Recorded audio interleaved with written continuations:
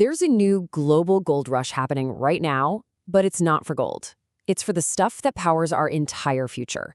Everything from electric cars to the most advanced weapons. And in this explainer, we're diving into how Pakistan is making a massive, high-stakes gamble to place itself right at the center of this new world order. This quote from our source just hits the nail on the head.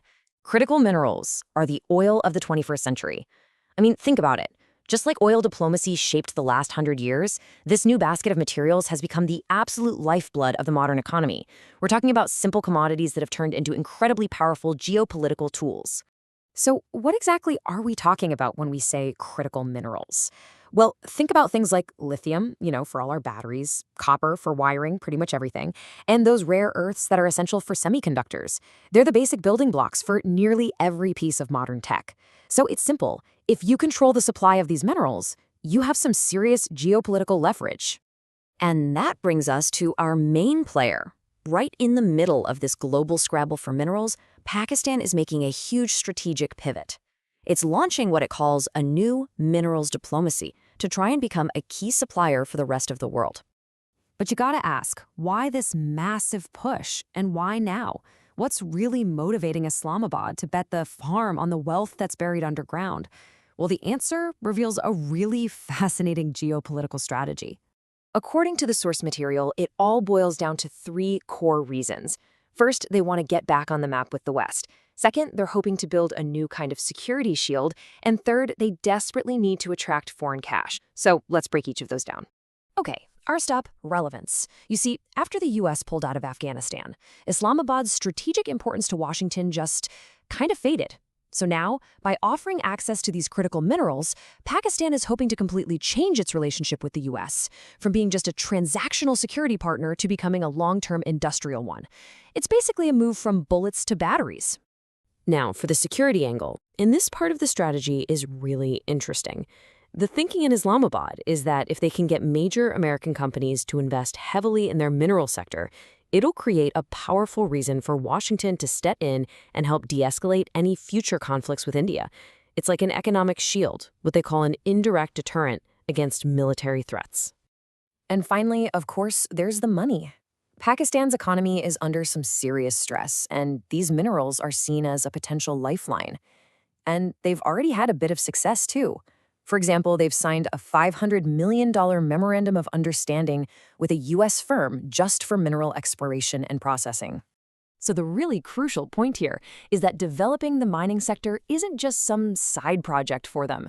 No, it's seen as a fundamental strategy to generate export revenue, kickstart industrial development, and maybe, just maybe, reduce the country's deep-seated economic problems. But as you can imagine, a plan this ambitious is anything but a sure thing. Pakistan is facing a gauntlet of just towering hurdles that could derail this whole strategy before it even gets going. Let's take a look at what those are. You can basically group the challenges into three major categories. You've got security threats from within, immense geopolitical pressure from the outside, and the general instability of its own neighborhood. The first hurdle is right at home. A lot of Pakistan's most mineral-rich areas, especially the province of Balochistan, are dealing with persistent security threats.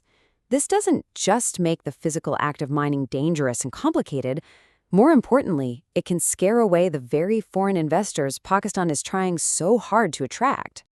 The second challenge is that classic great power competition between the US and China. Pakistan is trying to walk this incredibly fine line, attracting Western investment without alienating its longtime strategic partner, Beijing. It's a super delicate balancing act, and one wrong move could lead to a lot of unwanted political pressure or even strategic dependency. And third, you just can't build a successful mining industry in a chaotic neighborhood. It's that simple. The success of a so-called mineral state depends so much on peace and stability, not just inside its own borders, but with its neighbors too. A stable environment is what gives investors the confidence they need for these huge long-term projects. And this slide illustrates the point perfectly. On one side, you have Chile. It had decades of peaceful borders, which helped it attract tons of investment and become the world's top copper producer, a real success story. On the other side, you have the Democratic Republic of Congo, incredibly rich in resources, but plagued by conflict, and as a result, it has really struggled to leverage that wealth. This is the stark choice that's facing Pakistan right now. So, where does all this leave Pakistan? Well, it's pretty much standing at a crossroads. The country has a really clear vision, but the path to get there is long and, as we've seen, filled with some serious challenges. You see, the journey to becoming a real mineral state usually happens in 5 phases. First, you identify the resources. Then, you mobilize investment. And then comes extraction, and that's pretty much where Pakistan is right now.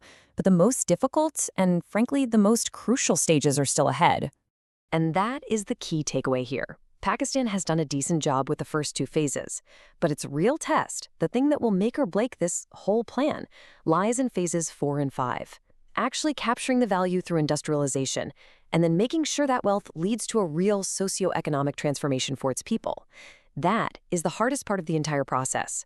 So ultimately, this is the question at the very heart of Pakistan's high-stakes gamble. The potential rewards are absolutely immense. We're talking renewed relevance, greater security, and a revived economy. But the risks? They're just as big. And the answer will decide whether Pakistan's incredible mineral wealth becomes a blessing or a curse.